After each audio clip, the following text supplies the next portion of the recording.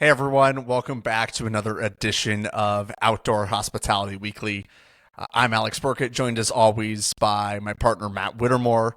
And today we've got another great guest interview coming at you. We're talking with Amir Harpaz from Harp Development, the Dunn Infrastructure Group. You were an investor over at BookOutdoors. Amir, you've got way too many titles and things to list them all out. You're obviously super successful in our industry. Thank you so much for taking some time to join us today. Thanks for having me. Really appreciate Matt reaching out and giving me the opportunity. Absolutely. Yeah, we're excited for this one. You bring experience and insight and from a few different angles on the industry, so we're super excited for this one. Amir, why don't Great. you just start by give us a little bit of background on how you got into the camping business? As we mentioned, you've been involved in a lot. Just, bring us up to speed with your background a little bit. So, not going too far back, but far enough. I went to university in the United Kingdom, accounting major, worked um, as for Coopers and Lybrand, which then merged into PwC. I worked in their world headquarters in London.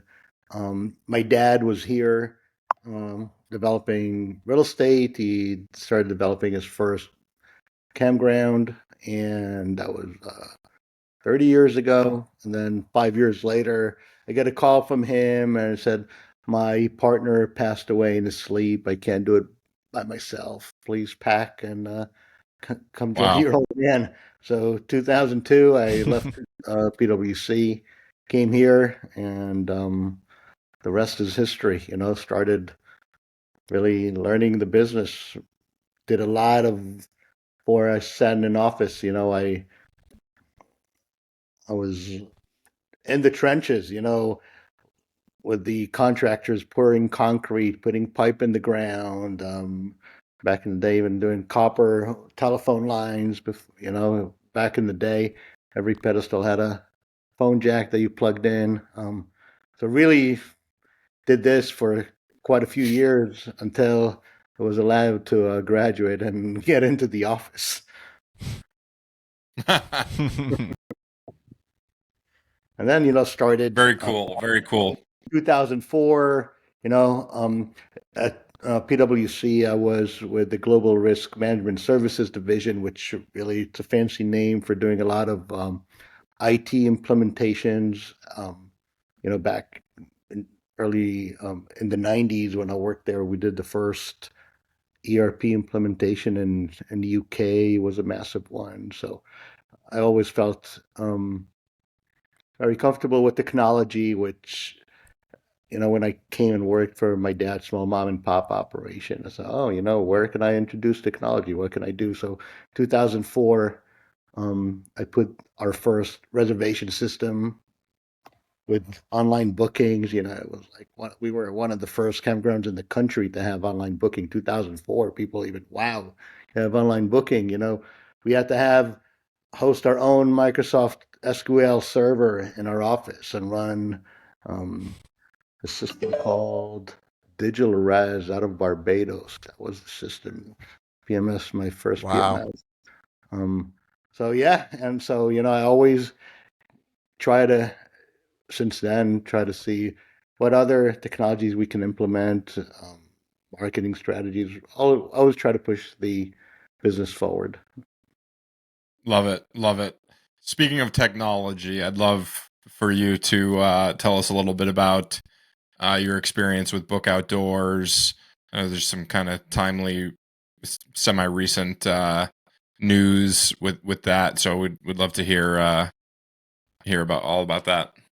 Yeah, so around 2015, 2016, um, some of my capital partners that joined me came from the hotel world, and I was very, very jealous of all this OTA thing. These them being able to fill heads and beds, through channels that didn't have to work in order to get those bookings. Um, and I thought, how come we don't have it in our industry? And in all honesty, initially, one of my co-founders in Book Outdoors was Kathleen Walsh from Advanced Outdoor Hmm. Solutions. and her and I tried to work with Booking.com to implement it on my. I mean, the way her and I started, I said, I'm going to hire you now because I don't have the time. I'm developing to help me integrate Booking.com into my system. It was very, very difficult then. With technology wasn't just point and click like it is today, adding an integration. And after a year of trying and not succeeding, her and I sat down and said, how come this doesn't exist in our industry? Um, we started doing. Her and I started developing with a friend of mine from university who was a programmer and did the initial proof of concept and we wrote the code. It was probably just about the same time that CamSpot came on the market too. Before they even had a marketplace, they were just a PMS.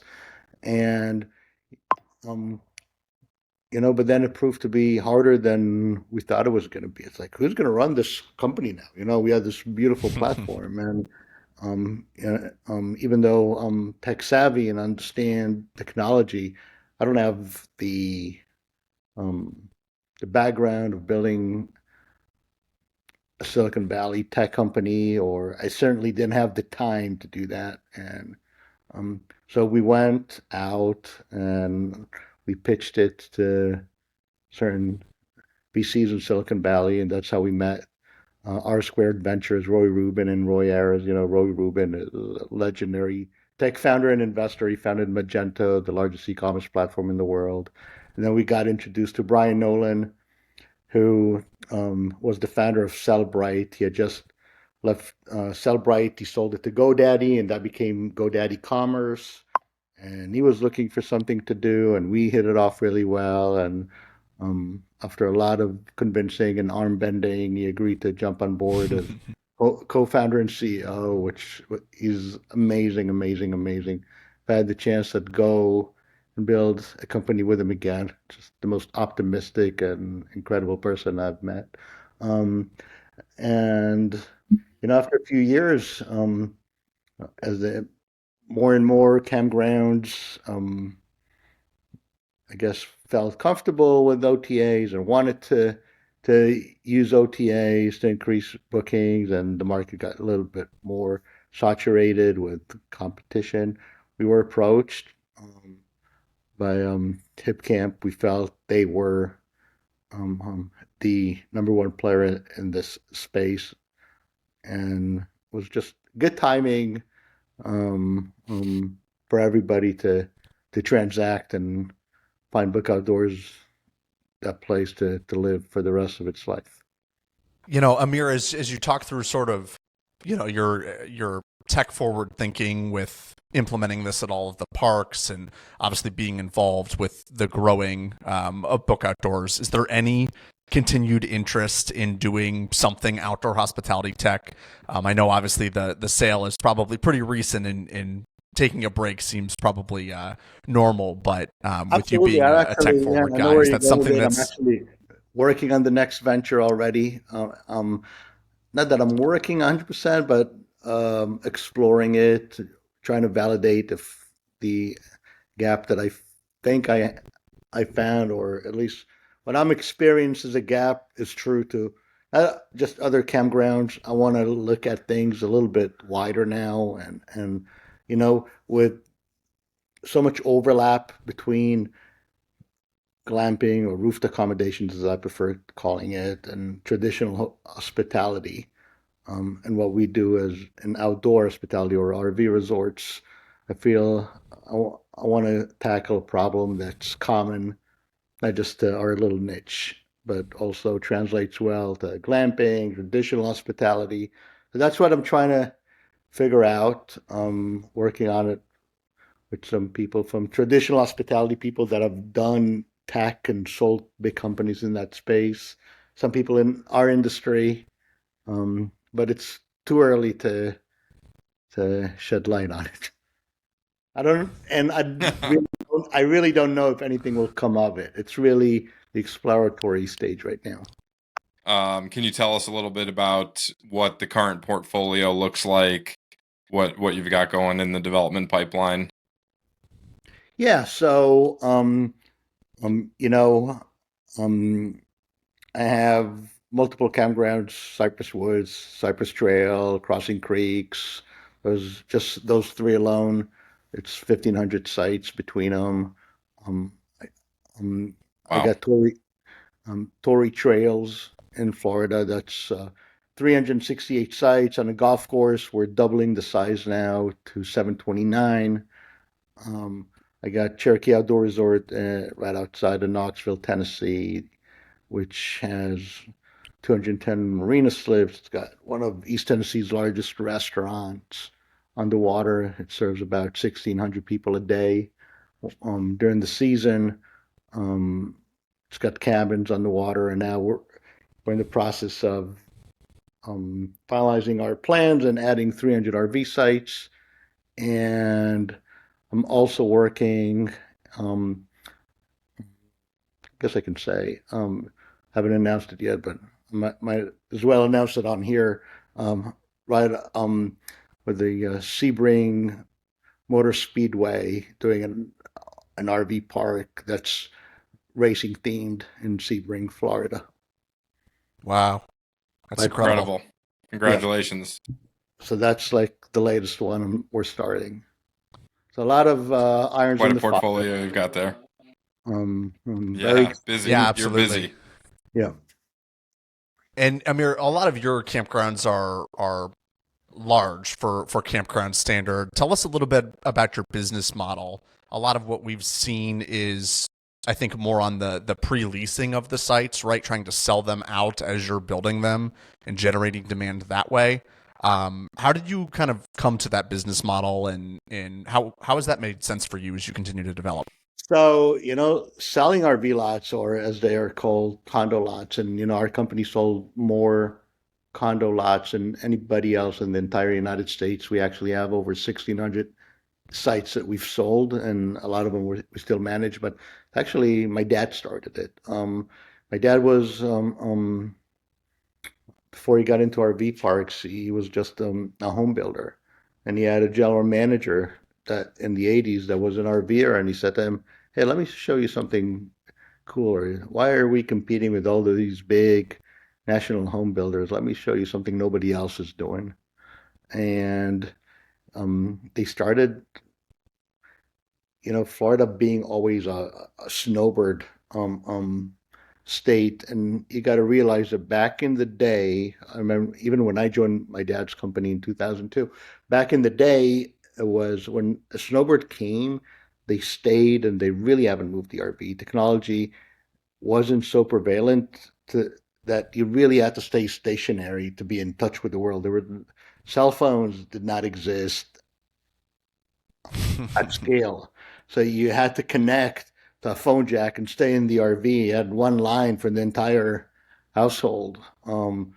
Internet was dial up. It was AOL. I remember AOL used to play CD-ROMs in our front desk. It's like common free signups. And so people really saw this as their vacation home, and so it was very easy to sell lots back then, especially in Florida because there was such demand. In the winter, where do you go?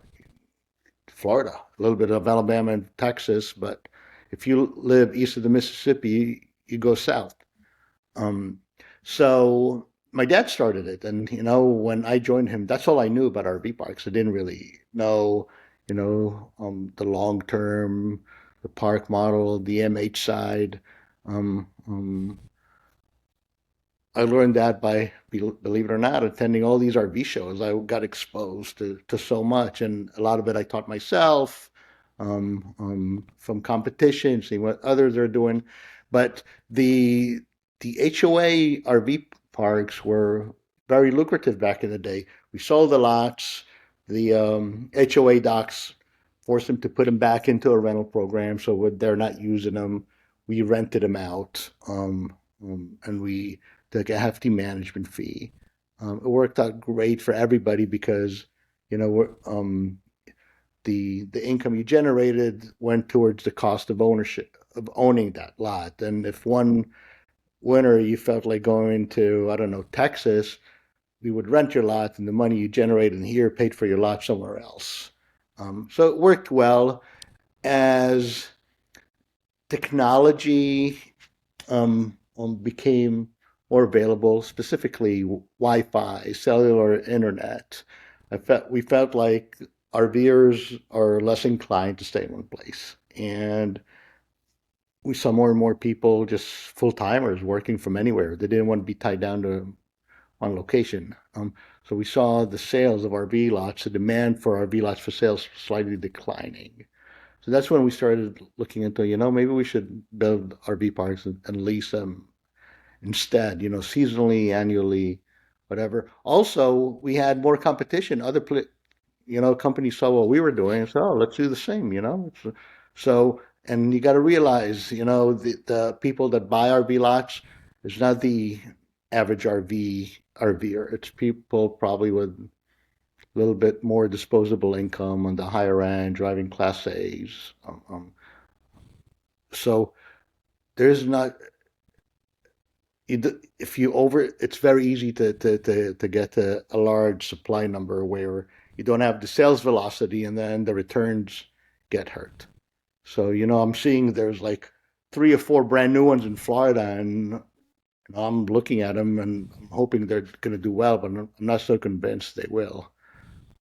I just feel personally Interesting. that for sale RV lots are a thing of the past for the most part. Not always. You got to have something so unique to be successful at it. But just like the traditional for sale RV park is very challenging business model right now. And then when I met my partner, the legendary Bill Harvey, who I'm doing Tory Trails with, and he was really my mentor in the long-term lease RV parks. And it's a partnership that has worked so well for us. We do a lot of stuff together, not just in real estate, but in other sectors as well. And so, that's That's a beautiful thing.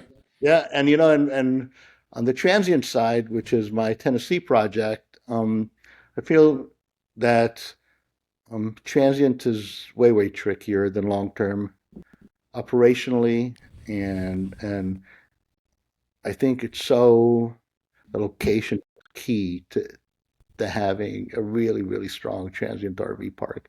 You got to have so many elements that I don't care how well your RV park is built or what amenities you have. If you don't have the right location, it's going to be hard to achieve, good occupancy rates. Very interesting. It's an interesting business model that Alex and I have discussed quite a bit. Most of our experiences in the Northeast, and we see cooperative structures more often than we see condo structures, and there just doesn't seem to be that demand. The sale prices aren't super compelling. A lot of times it's 20, 30, $40,000 for a site, which I'm not sure really moves the needle too much.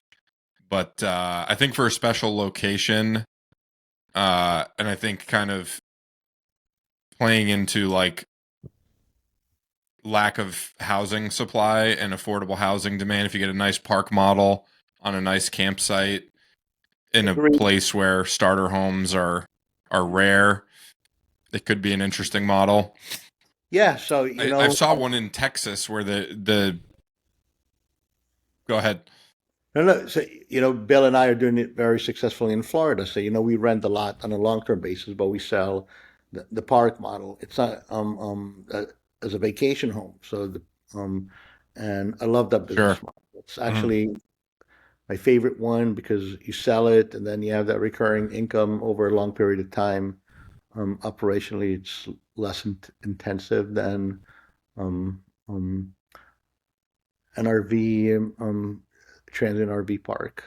But on the other hand, you have operators that are super bullish about transient and are doing a phenomenal job at it. I can think of um, Sean Vidrine, Four Points Resorts, um, Mike Harrison, CRR, or even Blue Water. There's some really, really good operators out there that specialize in these really high intensity transient RV parks. Well said. Yeah, all terrific groups that you mentioned there.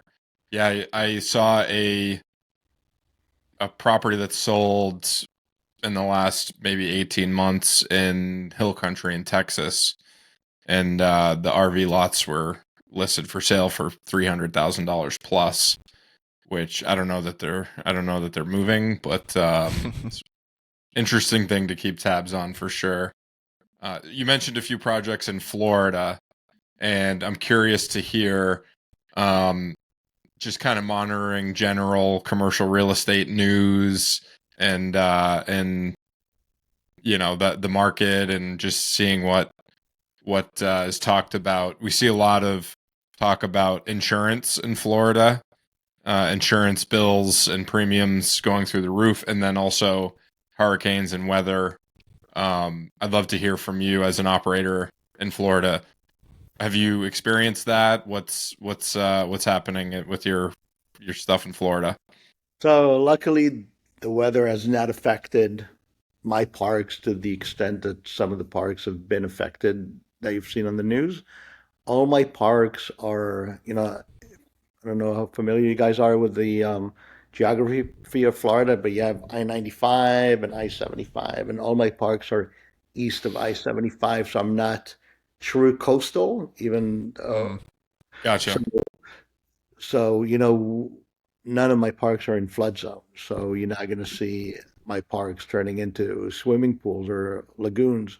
But yeah, we we did have some or sustained some wind damage and landscape damage, but not to the extent that we had to have massive repairs.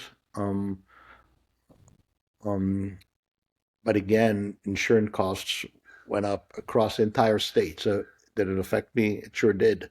I'm also a board member, as you Yeah, probably know, in Florida and Alabama Association, and we're working with our association to create a captive insurance group for our state. So all the parks form amazing. our captive and insure ourselves. It's in the works and um, it's an ongoing process, but I think we're close to finalizing it.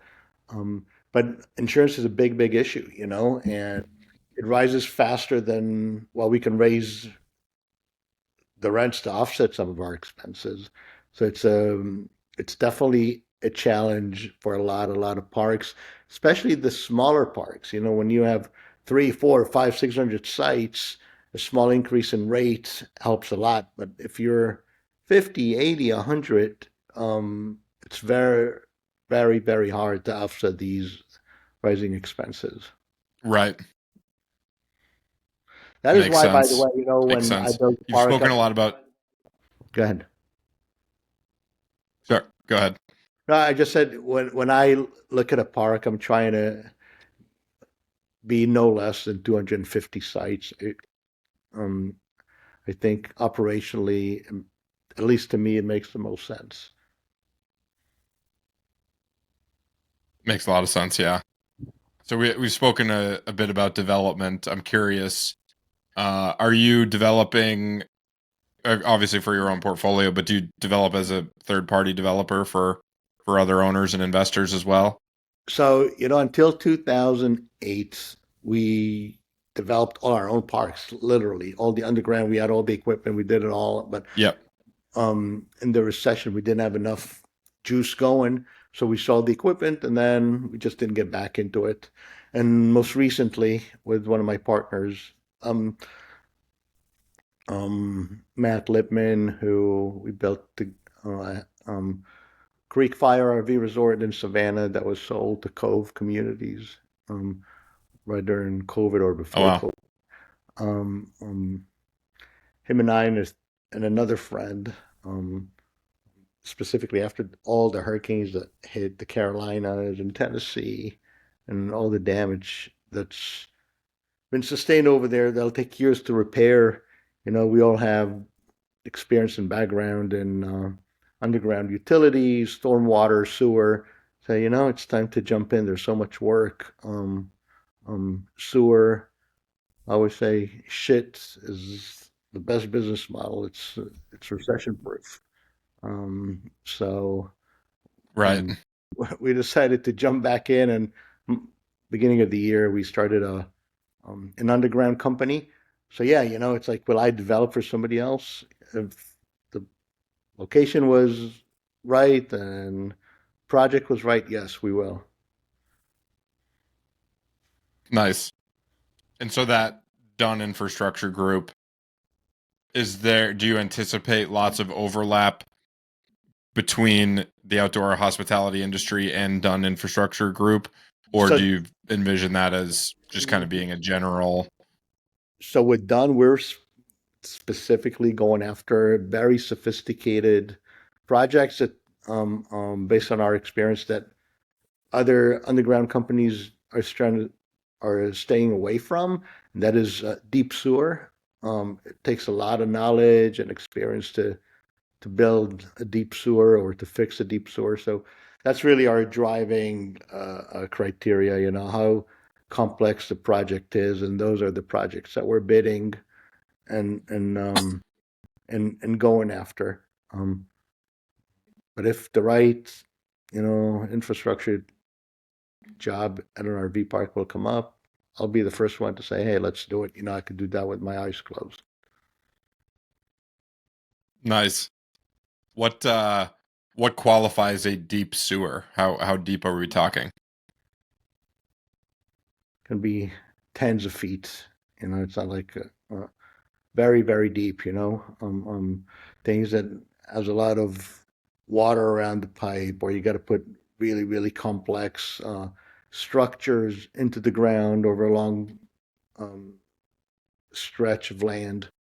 Um, it's a lot of fun, actually. It's very, very challenging, but it's amazing how, um, the technology of dozers and backhoes, it's all computer driven now and Yeah. GPS enabled. It's just unbelievable how, and Jason Dunn, whose name we took for the company, because it's like we felt that it was a name that rolls well off the tongue, and it's like our motto is we get the job done right, and that's why we use Jason Dunn.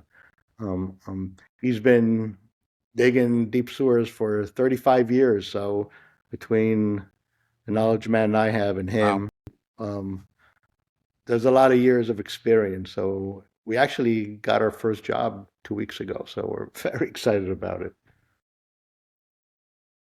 Incredible. Congratulations. Thank you. Love that. Amir, I wanted to ask you, as Matt mentioned and as listeners know, we're both up here in the Northeast, so getting to talk to somebody about another area of the country, like the Southeast, is interesting for us. Give a sense of who that customer is and differences between our typical Northeast customer and somebody you guys serve.